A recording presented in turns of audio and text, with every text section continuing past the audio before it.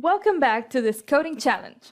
In this case, you had to write a program that was kind of similar to the previous exercise, but now we had to check if a string ends with a given sequence of characters, and we are calling that sequence a suffix. It doesn't have to be a suffix in the grammatical sense, but it's just a sequence of characters that we may want to match at the end of a string. So how can we do this? We have two options.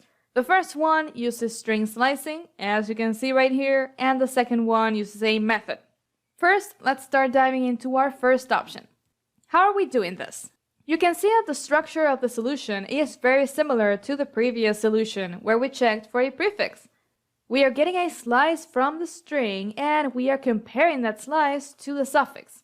And we will only print true if there is an exact match between the strings, if all the characters are equal.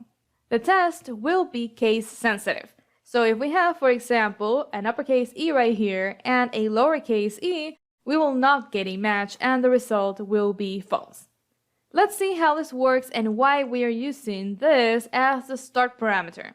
The string in this case is hello.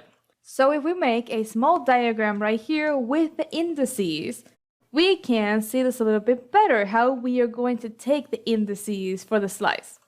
We need to get this slice. A slice at the end of the string with the same number of characters as the suffix. If the suffix has 4 characters, then we want to check if the last 4 characters in the string are a match. Okay? So we have to get this right here. Something very peculiar and interesting about strings and about indexing in general in Python is that we can also use negative indices. The last character in the string is at index -1. Let me just restructure this so we can write the negative values. The last value in the string is at index -1. Then we start decrementing the value. Each time we move to the left, we see -2, then -3, then -4, and finally -5, like this. You can see that when we use negative indices, the first index that we have right here is equal to the length of the string, negative of course. The string has 5 characters, so right here we get -5, because we are actually starting to count from -1. -1, -2, -3, -4, and -5. Previously, we were starting to count from 0 as we move to the right, and now we're sort of moving to the left. You could also think of it as starting from -5 and adding 1 for each subsequent character. But what are we going to do with these negative values? Well, we want to have a slice of the string with the same number of characters as the suffix. So that is why we are using this right here. We're going to use the negative value of the length of the suffix.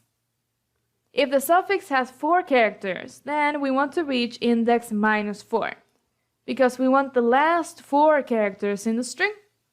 And that is why we use this. We're going to start from that index, and then we are going to include all the characters until the end of the string. So in this case, if we have this right here, we can replace the length of the suffix for this example with the value 4. We're going to start from index -4, which is the character E, and since we are using the default value for the stop parameter, we are going to include every single character until we reach the end of the string. So this will actually return the slice with these 4 characters, ELLO. Okay? This is what is happening behind the scenes. Once we get that slice, we are going to compare it to the suffix. This will be replaced by the slice with these characters, and then the suffix will also be replaced right here behind the scenes. If both strings are equal and there is an exact match between the characters, then the result will be true, and that will be the output. But if there isn't a perfect match, then the result in the output will be false. In this case, it will be true. Let's see, we save the file and we see right here the value true as the output, because the string ends with this sequence of characters. Awesome, now let's test our code with coding and the suffix eng. we see that there is one character that is not equal in the suffix. So let's see, we get the value false. What is happening right here behind the scenes? Well, we have this string, C, O, D, I, N, and G. Right here we have to add 1 to the count. And we will have one more character, so we have to count to -6. Now we're going to take the slice. When we use minus the length of the suffix, now we will have to replace -3 right here, because the suffix has 3 characters, E and G. That will return this slice. We have to use new characters right here. This slice will go from index -3, which is the letter I, up to the end of the string. So the slice will be ing. Remember that we are using the default value for the stop parameter, so that will take us to the end of the string. It will include all the characters from the start parameter, from the start index up to the end of the string. And after that, after we found that slice, we just have to replace it right here. The slice that we found was ing, but the suffix was eng. We're going to compare if the characters are equal. If they are not equal, like in this case, then the output will be false. Let's save the file and run the code to see how it works. We see false as the output, which is exactly what we expected.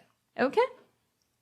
And finally, let's test what happens if the suffix is longer or has more characters than the string.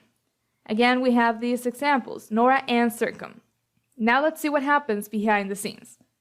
If we have the string Nora, let me remove these values. We have the string Nora, N-O-R-A. Now we have fewer characters, so we have to delete these numbers right here. We have the string Nora, and we have the suffix with 6 characters, 6 letters. The length of the suffix will be 6. So we have -6 right here. We don't actually have a -6 value right here. So let's see what we get if we try to print the slice. Let's say that we want to print the slice from -6 to the end of the string. We're going to comment this out, so the only statement that we're going to run is this one right here, so we can check what we get. We need to know the slice. What is the slice? Well, the slice, the new slice, will be the full string. You will see why. This is the output. We actually get the full string.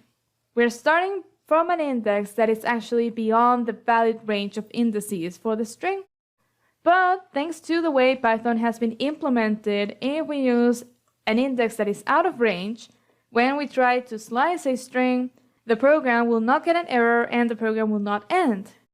We will just get the full string if we start from one of these indices. Okay? Right here we have the full string Nora. And what's going to happen after we get that slice? We get the slice Nora and we check that against the suffix. We check if Nora is equal to Circum. That is not true, so the value printed will be false. Let's see what we get. Let's save the file and run the code. And we see false.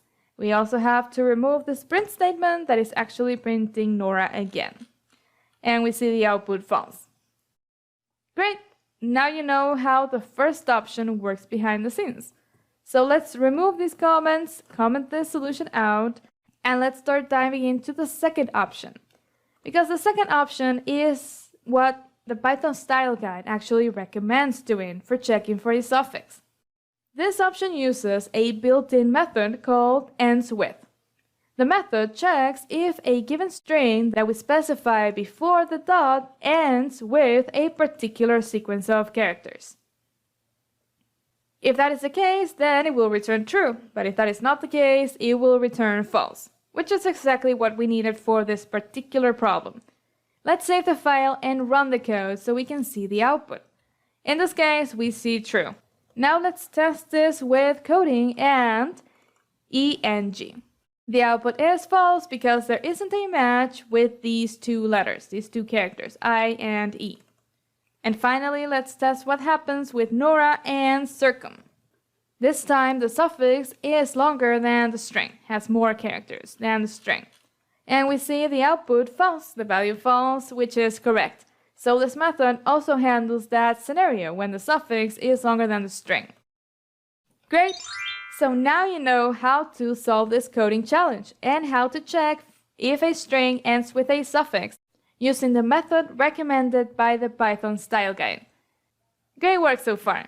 When you're ready, let's start working on the next coding challenge to continue practicing your Python skills.